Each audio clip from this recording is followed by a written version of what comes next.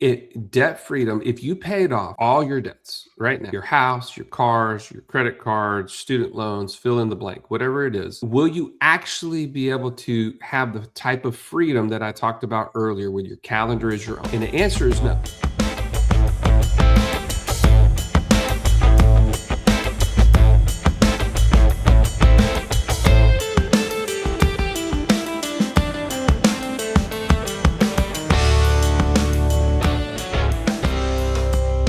Welcome to another episode of the Practical Wealth Show. So I've got my man, Joey Muray, the Italian Stallion. So it's in his thing, so I can say that, right? And if you're watching this, right? And so he's the co-founder and partner of he's heavy in my rotation, Wealth Without Wall Street, an online community that seeks to, this is what I love, re-educate business owners and families on how money works. Not just because everybody thinks when they think investing, Joey, they all just think about the stock market for real, right? And there's more ways to skin a cat than that. And Americans put money at risk, but they're not commonly taught, the mindset that, hey, you can be, I always tell people 2 + 2 is 4, so you can control your money if somebody shows you how, right? And so your show, your community of Russ and Joy exists to help people who want to become financially free, right? Financial freedom, guys, is a capacity, meaning you have income equal to or greater than your expenses, right? That you can maintain your standard of living without working, if that's what you want to do. And so become financially free without ever having to invest in Wall Street or becoming debt free. We're going to talk about that too, because people think that's the key. And so Joey, welcome back to the Practical Wealth Show. Man, it has been a hot minute, so I'm grateful to get another stab at sharing the story and getting people fired up about this idea of financial freedom, man. So let's talk about give me your definition on what y'all teach our clients. Yeah, well, financial freedom is, first of all, it's a total disregard for the idea of retirement. Mm-hmm. Yep. So number one, it's a turning away of the idea that, man, one day I have this accumulated pile of money that I can one day ride off into the sunset and just start peeling dollars off the top and hopefully not run out of money. Right. Like if you really think about it, that's the idea that has been sold to us since day one of starting our very first job.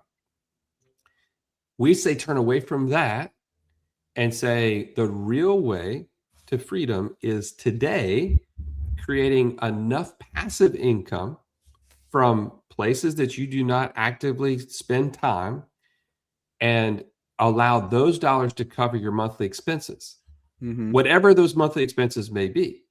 When that happens, you own your calendar. Nobody else owns it for you. Nobody can dictate to you, hey, Curtis, you need to be on this call on this day, or you can't take off for this holiday or this time with your daughters or whatever. This is now you get to place every one of those color-coded little boxes on your calendar for where you're going to be, who you're going to be with, and what you're going to be doing. And that is the epitome of, in our mind, stewarding God's resources well to create freedom. Right. And so it's a mindset shift. It's a turning away from retirement. And I can bash that all day if you want. But it is a turning to, how can I take the dollars that are coming into my system every day and turn them into cash flowing assets that can create freedom for me today? I remember back, this was at one of the Nelson Nash think tanks when you first y'all started to go down this path, and you shared it with everybody, which I thought was amazing. I was like, why are you doing this? But okay. And so talk about infinite banking for a second, because that's still, correct me if I'm wrong, the foundation of your model. And then how did you begin to, move into what you're really talking to and building your community around now into is it safe to say alternative assets?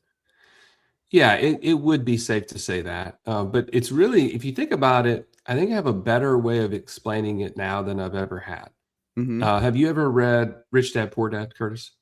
Yes. Is that rhetorical? Right. Well, yes. And how many millions of people have read that book?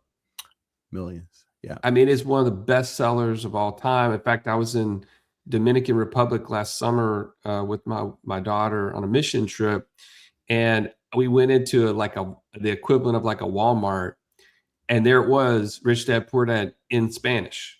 Wow. In Dominican Republic. I thought this is prolific, like it's amazing.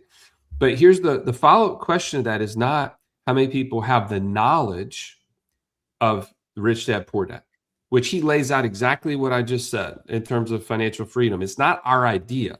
This is not a new idea. This is a regurgitated idea from guys like Robert Kiyosaki. But how many of those people, those millions and millions of people have read it, are actually financially free? Not many, because it's not very tactical. It's not. It's very inspiring. It's very kind of gives you a vision of what's possible. But there's two things missing from somebody who's read that book and who actually become financially free. In my opinion, we've met with thousands of people, as you know, looked at their finances, helped them through this process. And there's two things. One, you have to have a different cash flow system to support financial freedom. Okay, so bear with me. You agree with me. You get what I'm saying.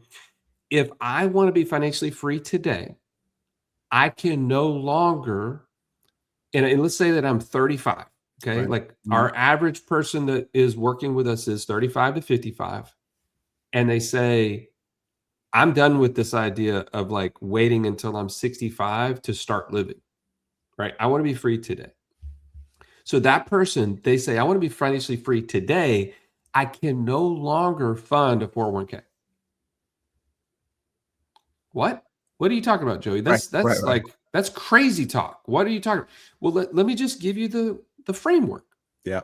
When I put money into my 401k and I'm 35, or I'm 40, whatever the number is, does it produce a passive income today? No. Okay. Then does it reduce a monthly expense today? No. No. So if it doesn't produce a passive income or reduce a monthly expense, then it is actually keeping me further from financial freedom, not getting me closer to. True or false? True. That is a better way to look at it. I never looked at it that way. Yep. But it's so simple, right? Yeah. I mean, I'm not a smart guy, Curtis. I'm a simple-minded guy. Okay. And if you tell me this is the goal, financial freedom, passive income exceeding monthly expenses, then every dollar that I have in my personal economy has to figure out a way to support either increasing passive income or reducing a monthly expense. And if it doesn't do it, I can't do it anymore. Right.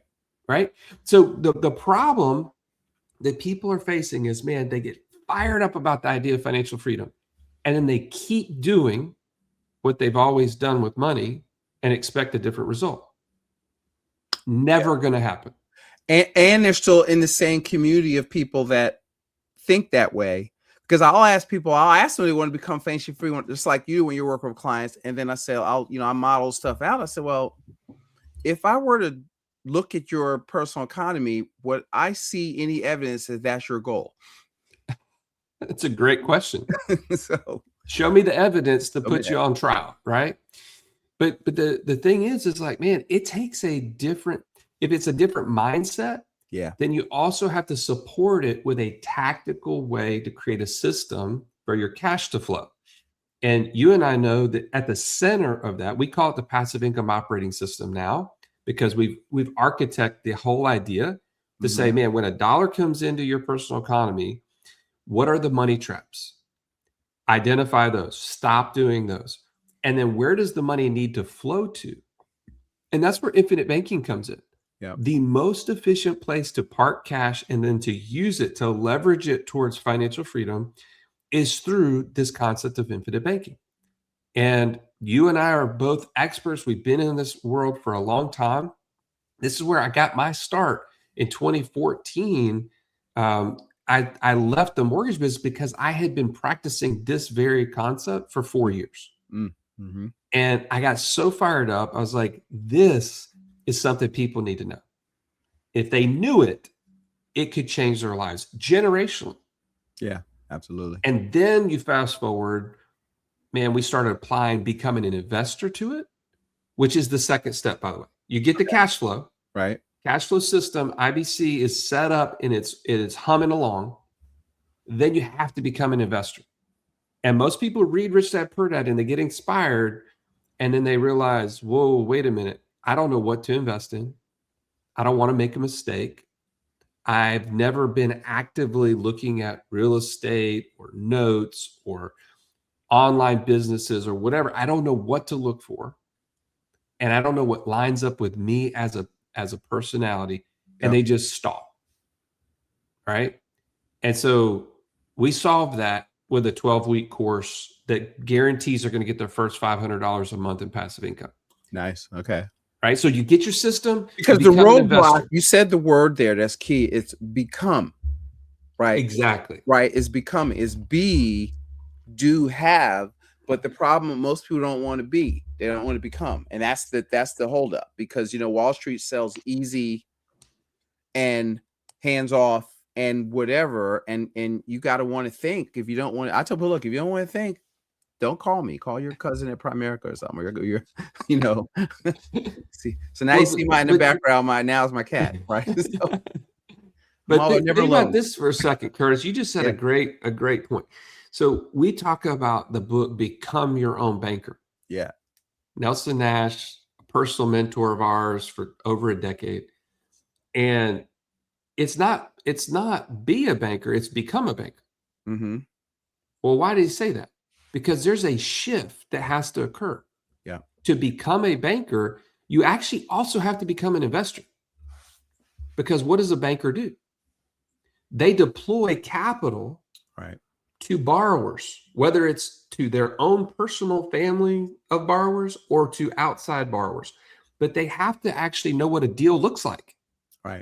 Right? You don't just go and give somebody $100,000 and hope it works out. Right. As a banker, you've underwritten that thing. You guarantee it's going to work out. Right.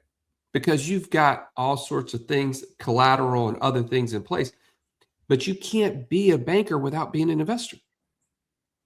And we talk about the become your own banker because that's what the book says. But the banker actually has to be an investor. And that's a piece that I don't think people commonly look to. And then they miss it and they're like, I've got this life insurance policy, whoop-de-doo. And guess what? Life insurance, as it is a good tool. But if you can leave it in the garage, you can have a Ferrari in the garage and nobody cares. Right. It's not going to help you. So you got to have both. Would you say I say it's a foundational asset, but it in of itself is not going to make you rich. No, I mean, what does Robert Kiyosaki say about savers? Savers are losers.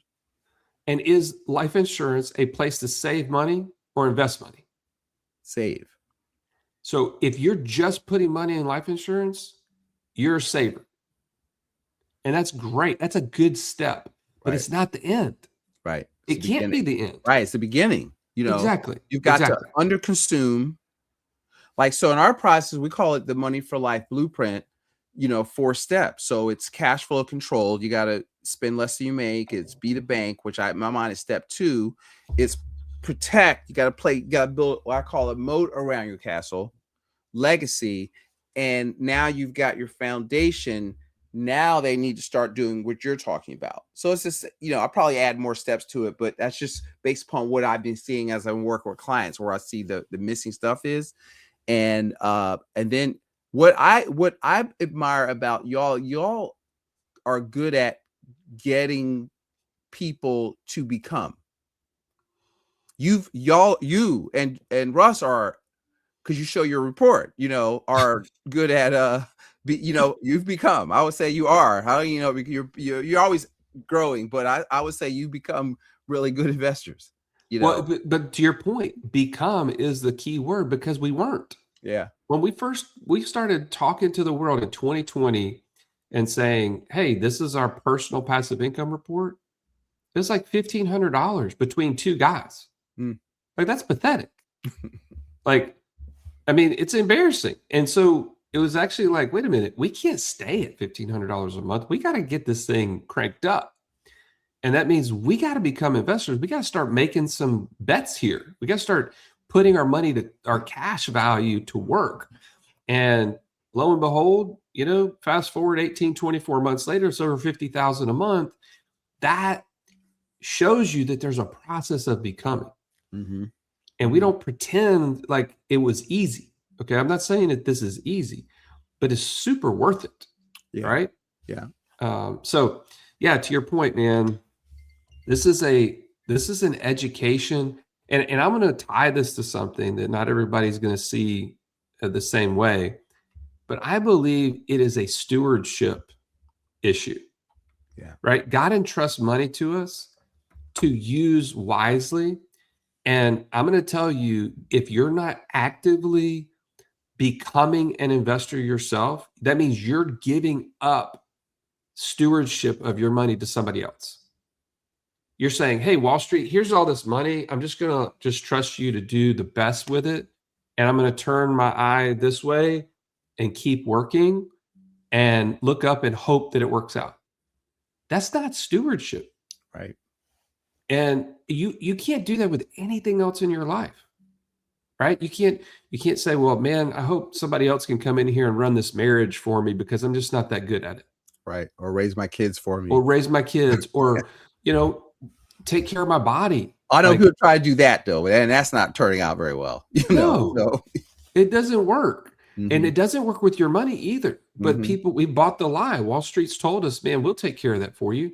We're actually smarter than you. And it's actually a lie. So anyway, I get on my high horse here, but keep going. You're talking good.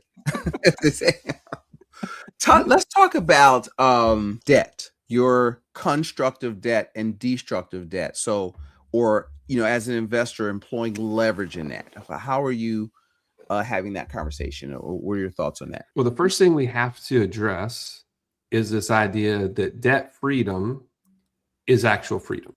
Debt freedom, if you paid off all your debts right now, your house, your cars, your credit cards, student loans, fill in the blank, whatever it is, will you actually be able to have the type of freedom that I talked about earlier where your calendar is your own? So, quick break. If you like what you're hearing, here's the missing piece. Ideas don't change your life. Systems do. So I'm Curtis May, your macro manager. I help build the cash flow system, control spending, set up your private reserve, basically infinite banking to control your income and have a place to go. And so if you would like to implement that, book a strategy call within the link below. Let me make this real simple. If your money doesn't create passive income or reduce your monthly expenses, you're not moving towards financial freedom. That's why we build the Money for Life Blueprint and the Money for Life Club to give you a step-by-step system to stop the leaks in your cash flow, build your private reserve the right way, and start deploying capital like a builder, like a banker, right? And if you've been saying, I need to get better with money, this is the place to start. Go to practicalwealth.net and click strategy session. And we'll look at your options. We'll have a quick clarity call and see if we can be of service. And the answer is no. Mm-hmm. Why? Because you can never, and this is a quote from one of our coaches, JD used to always say this, you can never pay off the cost of living. Right. That's right. Great. Yep. So think about that for a second. I have a car that's paid off, but I still have to pay for the gas. I still have to pay for the maintenance, the tires, the oil change, the rotations, the tag every year, the inspections, whatever the case is. There's a set amount of money that actually is increasing every year because of inflation that has nothing to do with the actual debt instrument on the vehicle. True? That's true. Same is true with your house. Yep. You pay your house off. You still have all the maintenance. You still have the taxes, the insurance. You still have all these things, the upkeep and all those sort of things are never going to go away. And by the way, the guy that cuts my lawn, is not going to get like paid the same amount 5 years from now as he is today. Right. It's always going to go up. So the idea and the lie is, hey, you don't have to be that smart. You don't have to be an investor. Just pay off all your debt and you'll be free. Mm-hmm. And the truth is, nobody's free after that. They still have to produce something to pay the cost of living. And it's an idea rooted in this retirement idea. And it keeps you from focusing on what the actual other side of the equation is creating passive income. You have to do something to take your hard-earned cash to create an asset that pays you from then on. And we don't pretend to tell you that there's one way to do that. There's multiple paths. But if you don't figure that out, you will wake up and you'll be in your 60s and 70s, either still working or hoping that Social Security pays for everything. And that is a terrible strategy. Terrible. Hope is not a good strategy. Right. As we say. What are the bottlenecks that you, 2 questions, but so sorry for putting them together, but what bottlenecks do you see as you're helping people make this transition? And then where would they start? Like, if you have a favorite, what's your thing, Cousin Eddie? But I think you don't have that anymore. But or do you have that still? That I'm selling it currently, but okay. I would not say he was my favorite investment at all. But what are your favorite? I know. So I'm going to take a guess. The land banking, not the land flipping. Land flipping is your. I know from listening to your most profitable. But do you have 3 or 4 ones? If I'm getting my cash flow together, I've accumulated some capital, and I want to deploy it. Right. So the first question is bottlenecks that people have. Mm-hmm. When people step into this process, the hardest thing is to think differently. Yeah. Right. If you can't get the idea that I can't just keep doing things the same way and expect a different result, like you have to commit to essentially a totally different process, right? A totally different way of thinking. And that involves when you go and talk to friends and family, they're not going to think like you. Like you're a fish swimming upstream. Right. And guess what? It makes sense because who else do you know that's financially free around you? 0 people, very few people that you personally know who are financially free. So why would we do the common things that everybody else around us is doing and expect uncommon results? Yes. That is not going to happen, guys. Yeah. It is you want uncommon results, you got to do uncommon things. So I think thinking differently, being willing to be able to step out of the things that you've always done. And then the second thing I think is fear. The other bottleneck is fear that I don't know what to do next. I don't know what to invest in. Well, this is what we hear from people that go through our 12-week lab. We've built it to give you your first $500 a month in passive income. Like at the end of this group coaching, you've learned what kind of investor DNA you have, like your personality profile, your buy box. You've built an actual tool to help you be able to look at investments and say green, yellow, red. Does this fit me or not? Mm-hmm. Is it going to help me with my end result or not? If you could go through that, people have said this before going through the lab, they had no confidence. They had no repeatable system of being able to invest to have an end result of financial freedom. When they get through it, they're like, bang, I get it. Like I now have a repeatable process that I feel confident I can go and do the next time and the next time. And then you start doing the math. If I can create $500 a month in passive income, and if I feel confident that it could happen again, it's not just like a fluke thing that I accidentally stepped into. Now I could stack it to 1,000 a month. Mm-hmm. Then I could stack it to 1,500. How fast would it take me to get to 6,000 a month of monthly expenses, or 10,000, or whatever your number is? I don't know what that is, but man, that is That's the game changer. If you can get the bottleneck of thinking differently and actually become an investor out of the way, lights out. Like it's over. Yeah, Game I over. get that. Does it matter? Just to add on to that question before we go to the other one, because I'll hear stuff like, "Well, I'm already 60." So you talk about 35 to 55, but I'm 62, and I'm looking at what's in my 401k, and I need help. I need to do something different. My first thought is they gotta be willing to think differently, or otherwise they can't do anything. 100%. And then the second part is, and guess what? We have a lot of people that go through our lab that are in that 55 to 65 because they've woken up to the idea that this is not working. Right. Whatever I've done up to this point has been lackluster at best and is certainly not going to get me to where I want to be. And they, again, think about that. You've been doing something for how many years in your career? 35 years, maybe something like that. And you wake up to the idea, this isn't going to get me there. All of a sudden they're hungry to learn. Right. They're like, okay, this hasn't worked. Give me alternative. Give me option B.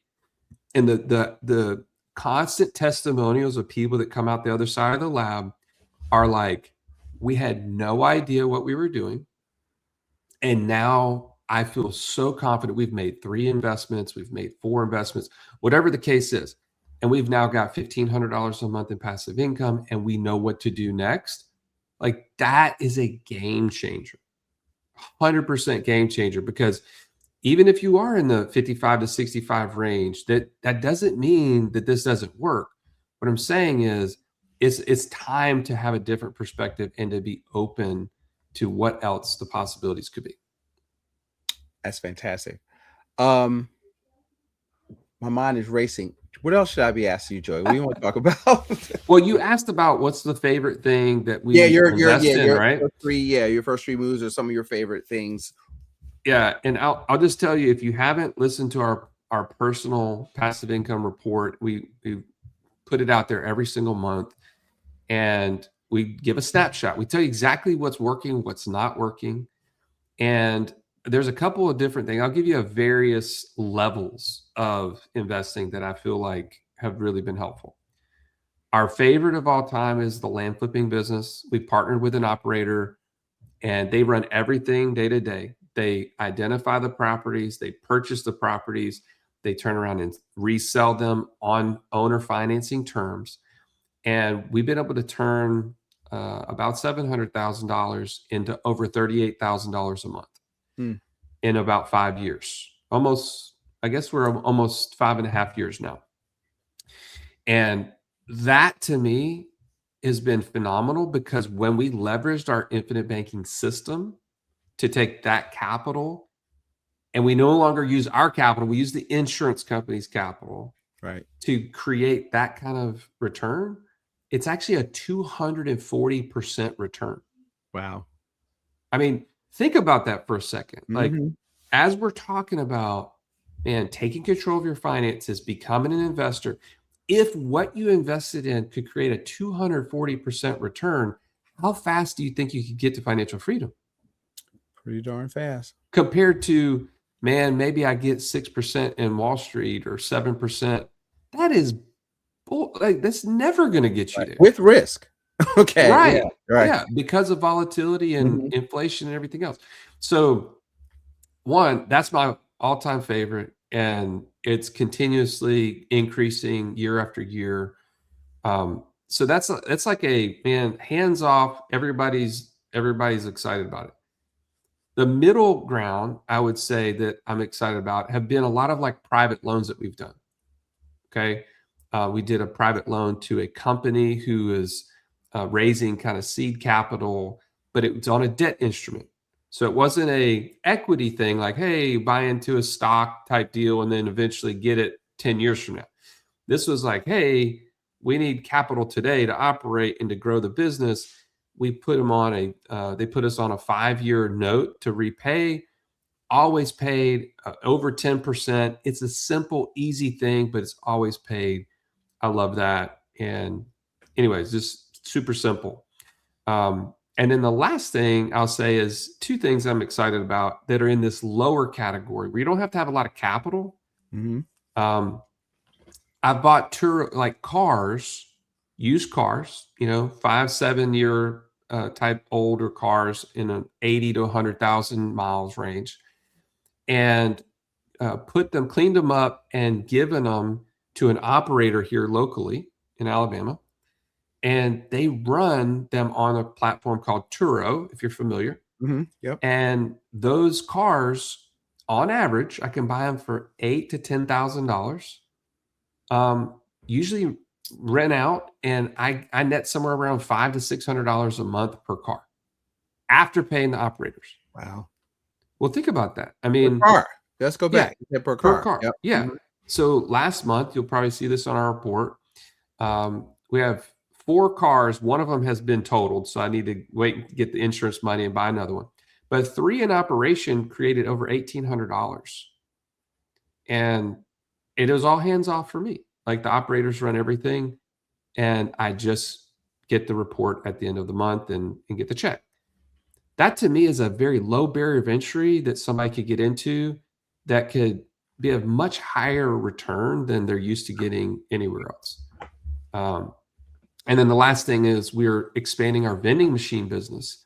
We have 1 location right now. We're about to get 2 more. And some of those, if you buy in the right locations, our first one was not in a great location. These other 2 are in a college campus nearby, and those are going to be very profitable because there's a lot of discretionary money in a college dorm setting. Mm-hmm. And you can get a lot more capital from those sort of things. So, and it's very simple to operate. It's not hard, and you can actually hire college students to replenish it. It's very easy to find workers. So in order to operate hands off, that's also low barrier of entry. You can buy a machine for $4,000 to $6,000 with AI built in cameras that you can. So you have all the reporting and everything. I think it's a really new wave that's coming that everybody wants unattended retail, and it's just going to get better and better and better. I heard that show, and I was like, "Wow, it does all." And then I've been places where I've seen it. Okay, this is kind of high tech, and now you can just use your phone to pay for it, and it's amazing. Yeah. So that's just kind of a range. There's obviously more things that we've done, but that's a range of what people can get involved with.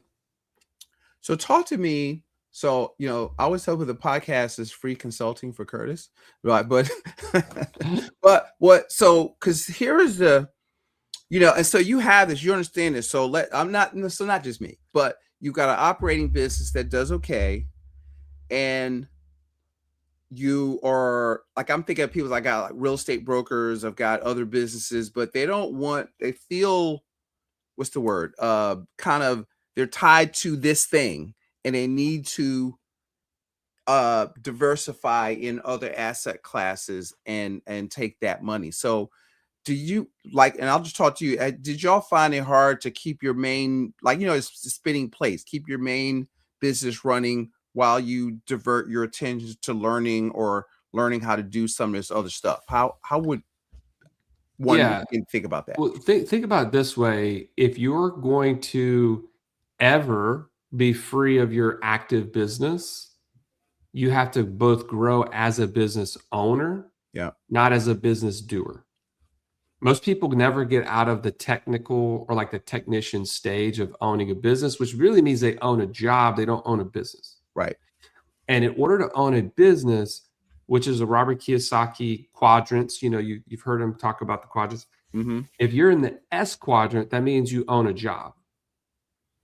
In order to move into a business owner quadrant, that means you have to have people that run the business as if you would walk away for 3 months and come back and it's still growing. Yeah. Well, how does that happen? That means you have to actually hire people to do things better than you would do in each of those. It's the E-myth. If you think about Michael Gerber's E-myth, you have to actually break your business down into components and then hire for people to be better than you are at those components. That's the only way to do that. But in order to to budget both money, Right. you also have to budget time in order to invest in yourself to get out of the grind. You have to actually start taking your active income and turning it into passive income. That's what we call the passive income operating system. Right. But then as a part of that is you have to also budget the time to become an investor, because a lot of people who are business owners think they're investors and they're not. It's a totally different mindset to be an investor than it is to be a business owner. And I'll prove it to you, right?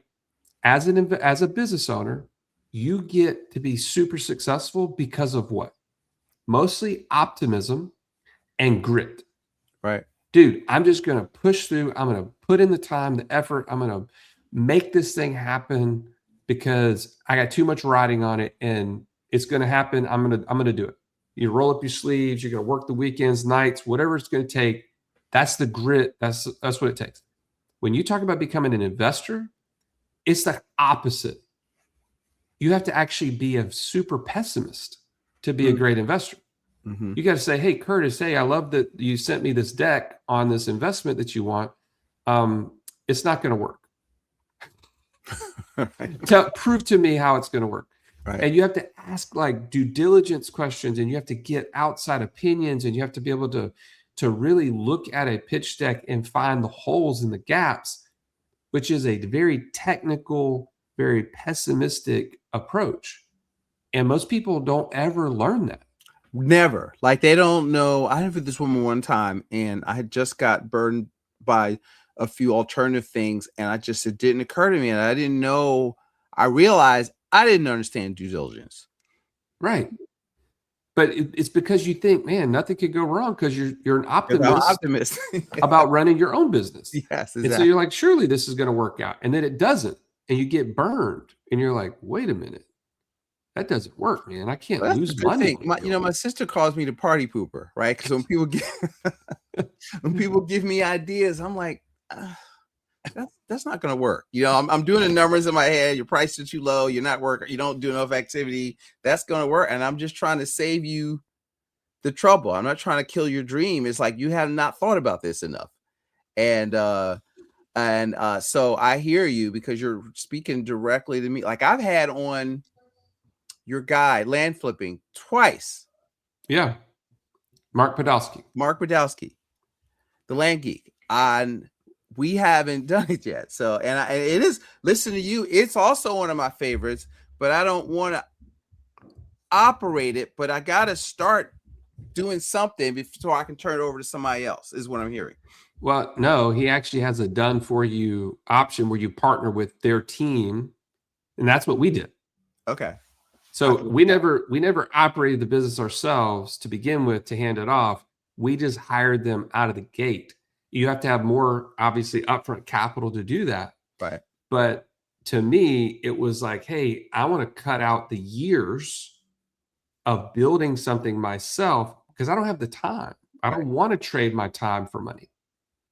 And so anyways, that option was the best for me and for Russ. But some people like to start it and build it their own way and then hand it off to people, which is another way to do it. It's just hard to break out of it because you become, a business, you become a job owner. Yeah. I don't want to know. I don't want a job.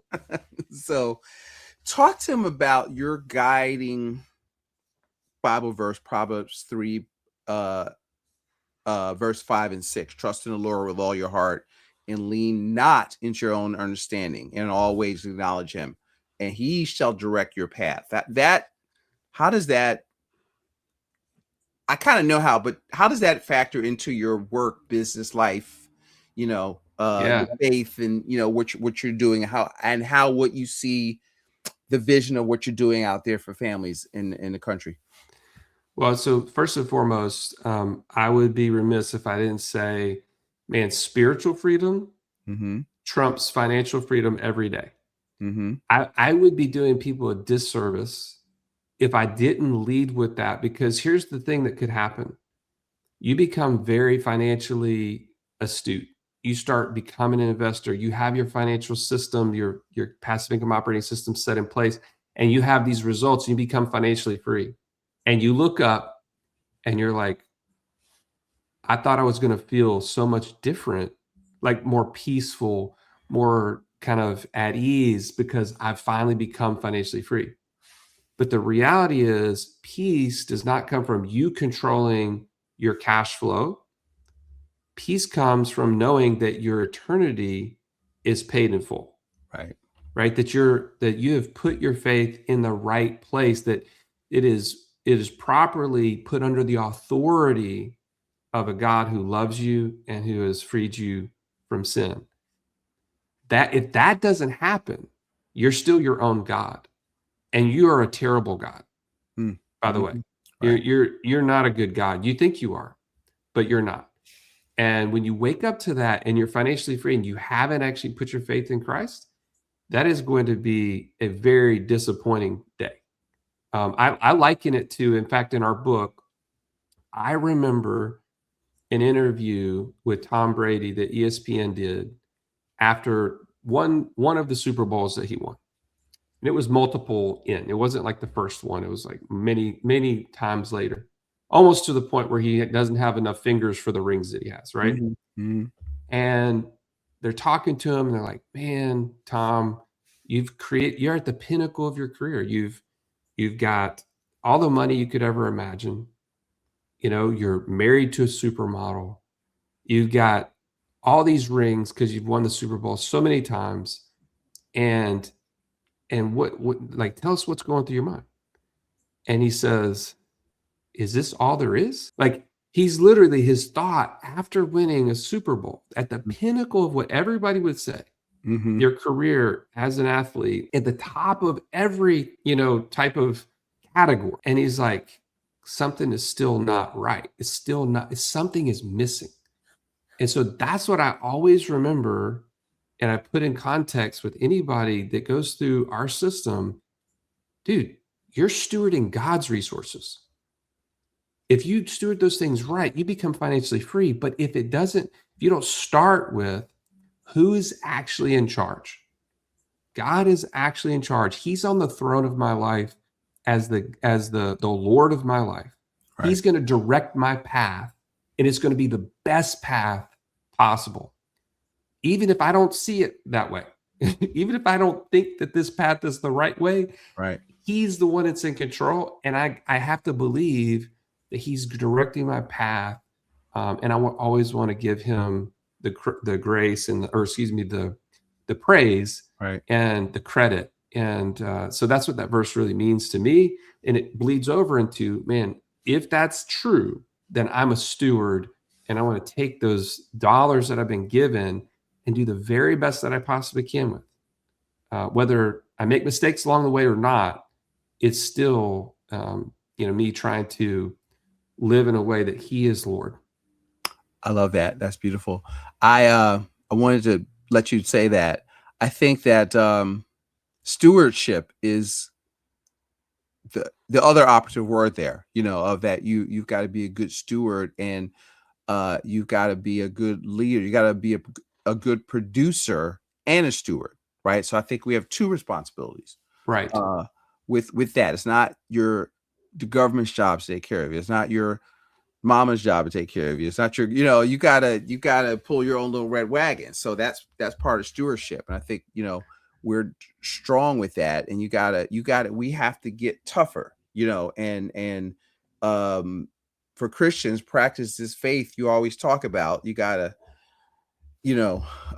can't just be on Sunday at church. And so that's right. What's the final word? I want to let you have the final word. I want you to tell them, how the show and how to find you, and tell them what you want to tell them. Well, I'll just say this. Number one, we've created a page that you can get some of these free resources we've probably talked about today. If we haven't talked about it, I'm sorry, but go to wealthwithoutwallstreet.com/practical wealth. wealthwithoutwallstreet.com/practical wealth. You get free access to some of those things. And there's also my contact info. So I'd love for you to hit me up and let me know that you heard this conversation with Curtis and I. But the real, I guess the last word, if you will, is, man, whatever the limiting belief is right now that you came into this conversation with and you said, financial freedom's for the people with a bunch of money, or that's for somebody else, or I'm too far behind, or I mean, we've heard it all. Okay. I'm just telling you, these are the things that go through people's mind.